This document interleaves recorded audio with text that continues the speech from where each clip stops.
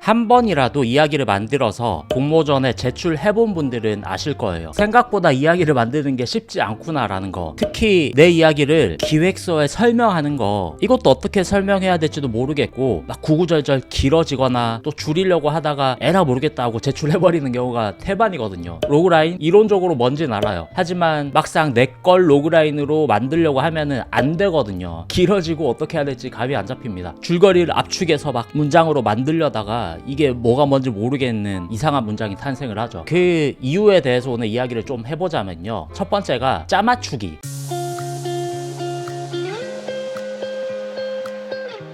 대부분이 하고 싶은 대로 이야기를 일단 만들어 두고 거기에 이론을 짜맞추려고 하기 때문에 그렇다는 거죠. 로그라인의 개념을 알지만 잘 되지 않고, 대상층을 좁혀야 한다는 개념을 알지만 이 이야기를 20대가 좋아할까 30대가 좋아할까 남자가 좋아할까 여자가 좋아할까 구분하기가 쉽지 않다는 거죠. 기승전결을 간략해라 알겠는데 간략하게 써지지가 않습니다. 말 그대로 머릿속에서 내가 하고 싶은 게 이미 완성되어 있는 상태라서 이거를 쥐어짜내서 이론에 붙여 넣으려고 해도 안 된다는 거죠. 창작의 정답이라는 건 절대 없지만 순서상으로 보자면 기획이 완성되고 그 완성된 기획을 토대로 이야기를 만드는 것이 상대적으로 좀 더 자연스러운 흐름으로 흘러가기 마련이거든요. 바꿔 말해서 내가 하고 싶은 것에 대해서 정말 과감하게 지우개질을 하고 딜리트 버튼을 누릴 수 있어야 되는데 그게 전혀 되지 않아서 이론을 적용시키기가 어렵다는 말이죠. 늘 이야기하는 자기 객관화와 피드백을 받아보려는 습관, 이런 것이 따라줘야지 좀 더 빠른 성장이 가능할 거라고 생각을 합니다. 우동이즘.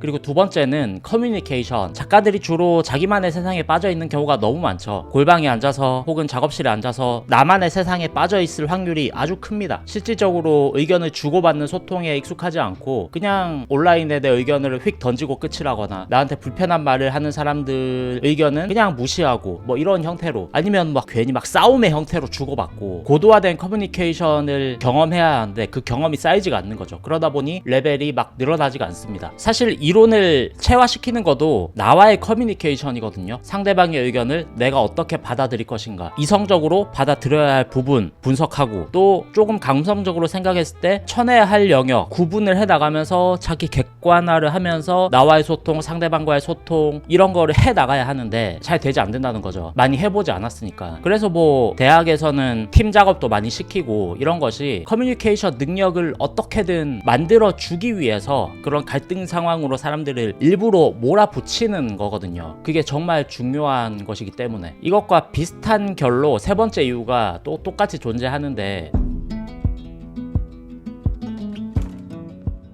매일 보던 것 보고 매일 하던 생각하고 매일 만나던 사람 만나고 쓰던 대로 그리던 대로 생각하던 대로 그 안에 갇혀 있으니까 사실상 나이는 먹어가는데 사람이 성장을 하는가 하면은 성장하는 모습은 전혀 보이지 않는 거죠. 인풋 아웃풋 하던 대로 하다 보니까 고이게 되고 발전이 멈추게 되는 거죠. 이 신경 가소성 이론에서 가장 중요한 것이 뇌는 사용하려고 하는 것을 발달시켜 준다라는 거잖아요. 바꿔 말해서 사용하려고 하지 않는 영역은 그 기능 자체를 발달시킬 생각을 하지 않습니다. 되게 다양하고 건강한 자극을 줘야 하고 긍정적인 스트레스 안에서 그것을 극복해 나가는 과정 안에서 발달하고 가능성이 더 커지는데, 안전한 공간, 나의 항상성, 그러니까 원래 나아가려던 방향을 유지하려는 어떤 성향을 항상성이라고 하는데 그 항상성에 빠져서 살아가다 보면은 결국에 성장은 멈출 수밖에 없다는 거죠. 고통을 인내할 각오가 필요합니다. 고통이라고 한다는 것이 막 어마어마하게 힘든 건 아니고요.